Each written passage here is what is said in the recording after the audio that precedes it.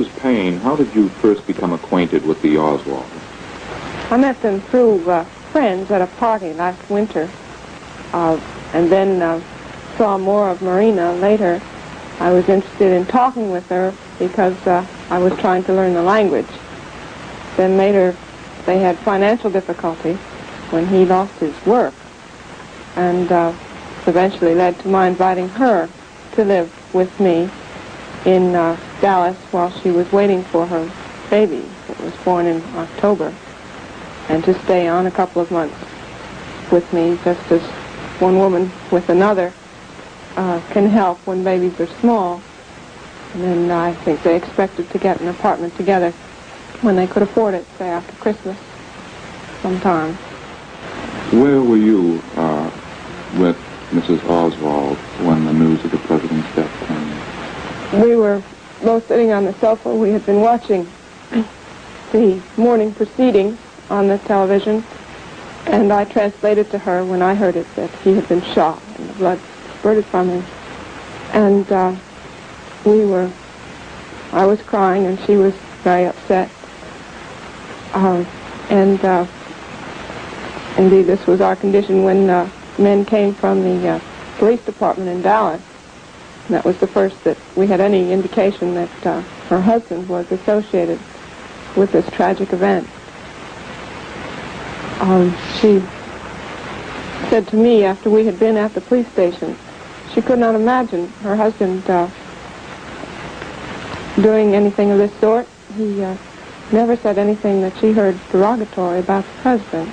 Indeed, her opinions had been formed much by what he said to her in translation from the news media, and her opinion was very favorable. I think she felt, as we all do, that the terrible loss to our nation and to the world. In the meetings in which you encountered Mr. Oswald, did you ever feel that something like this would transpire? No, not at all. I saw him as he came to visit her here. He was then a husband and father, played with his little girl, helped feed her supper. I still can't imagine that he could do anything as violent, as premeditated as he must have done. I think if he planned it ahead, it was planned on very short notice, that he suddenly realized he had an opportunity to no longer be a little guy, but to be someone extraordinary.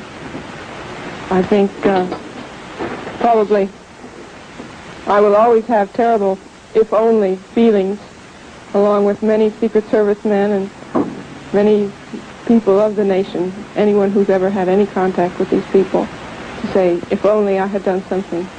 But this was, as far as I was concerned, utterly without warning, utterly, to me yet, without explanation. Mrs. Paine, you have been reluctant to speak to television cameras before this evening. Is there any particular reason for that? Yes, I think it's a terrible thing to judge a man before he is brought to trial. And in this case, it's a very difficult thing not to do. The evidence was so incriminating, and just as we, all of us, the nation, saw it on the television, I began to wonder how they would ever get a jury that could give him an impartial trial. But now, of course, he's dead. He has been, in effect, judged quickly and hanged. And there's no question of prejudicing people by what we say now. The difficulty of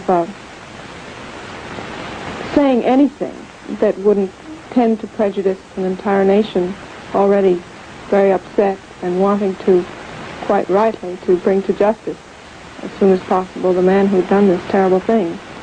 I felt the more attention was given this man, Lee Oswald, the less were the chances of of due process being carried out, of his having a trial in which he would be innocent until proved guilty at that trial, which is always a problem.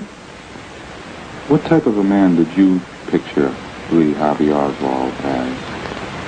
I saw him primarily as a father here. He was quiet, hard to get to know at first. I didn't feel I knew him well at all until I did see how much he was concerned about his finances when he was out of work and got his last unemployment check and had no signs of a job ahead of him, and a baby on the way. He had all the feelings, I think, of any father that doesn't know where he's going to get the money to support his family. And of course it was this difficult economic situation that brought about the fact that I offered my help as a woman to Marina while she was expecting her child. I didn't see him as a fanatic or a person about to do a wild thing, or even who could. I was surprised to learn that he had a gun. Was there any particular reason, do you feel, why he couldn't find work up until that time? Was he flustered? Well, the main reason, I think, is that he had only a high school education, did not have a license to drive a car, which limited where he could apply and the kind of work he could do. And there are a good many unskilled unemployed in Texas now. So that it just really was difficult. I don't think it was a matter of his political views that interfered with his finding a job. Do you think his past problems at 20 years old going to the Soviet Union, did he ever indicate that this may have had something to do with his lack of employment? I wondered myself whether it did. I think it might have had something to do with his being fired. I don't think it had anything to do with his not being hired. This is not something a person looking for a laborer looks into. He wasn't applying to jobs that would require security clearance or anything looking into his past. He was simply looking for a minimum wage and a salary to keep his family on. What type of work did he enjoy most doing? He did enjoy doing some photographic layout work that he had been doing in Dallas. He didn't talk much about his work. Indeed, we talked very little, he and I together. I saw him here, but we had little opportunity and little inclination, really, to talk to one another. You were in very few social commitments with him or in social circles, but did he at any time indicate any overboard feelings one way or the other in talking with people? I did feel that he was very rigid in his thinking about some doctrines that I cannot understand at all.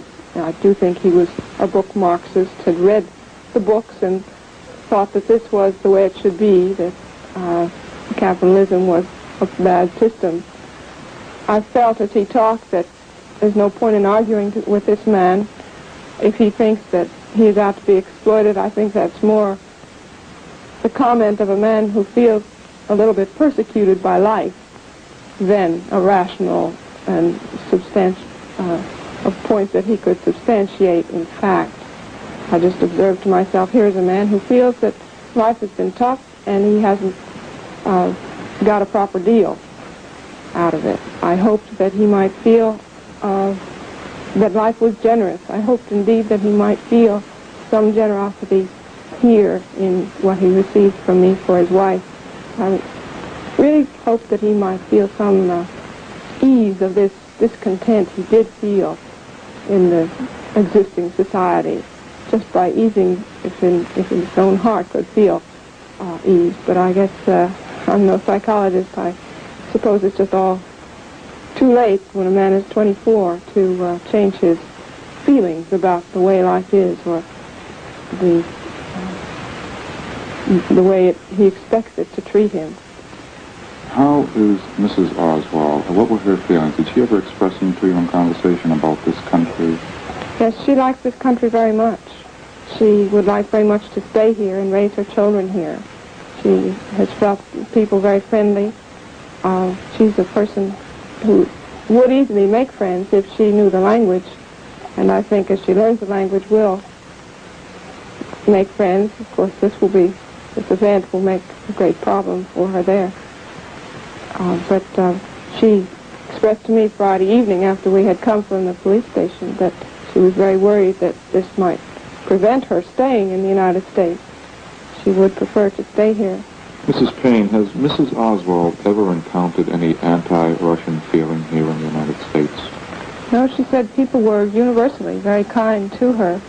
She was very impressed with the neighborliness of this street and the way my neighbor would offer something for the baby or bring back something I'd loaned to her. This very natural friendliness and generosity with one's own goods. In Russia, things are harder to come by. You can't always go to the store and get baby shoes when you want them. They're just not there to be bought. And here, you can not only go to the store and buy them when you want them, but friends and neighbors offer you the loan of many things. And she was very happy to see this kind of generosity so much in evidence before her. At one time, people had speculated, as this case developed, that because Mr. and Mrs. Oswald were living apart, that there were marital difficulties. Did you feel that this was the case, or did you ever see anything like that? They did quarrel some, but I felt that was the quarreling that happens in many marital relations, that they did want to get an apartment when it was financially feasible for them. He was glad, I think, that she could be with another woman during the time of the birth of the baby and when the baby was so small. But there were no real marital difficulties that I knew of between them. Did Lee Oswald ever express his feelings about the Soviet Union when he came back? Did he reminisce about the things he had seen there? I heard him speak once at the same party where I first met him and his wife. Talk to the group there about having been there. I recall he was critical, or at least talked about the censorship that he experienced there, letters from his brother that he never got, learned later about. But and of course he did express a wish to come back. But just what he truly felt about the system, I never did know. Did he ever express any thoughts about Cuba? Not to me, no, not at any time. Mrs. Paine, you were with Mrs. Oswald when the news of the president's death was broadcast. Did she indicate any feelings to you at that time? She said to me how terrible she felt this was for Mrs. Kennedy. What a terrible thing to lose her husband. What a terrible thing for the two children not to have their father. And then again, later, after we had been to the police station, we talked that evening, Friday evening. She said to me, I never could have imagined when I was talking to you about my sympathies for Mrs. Kennedy that I too might be losing my husband, that my children would be without a father.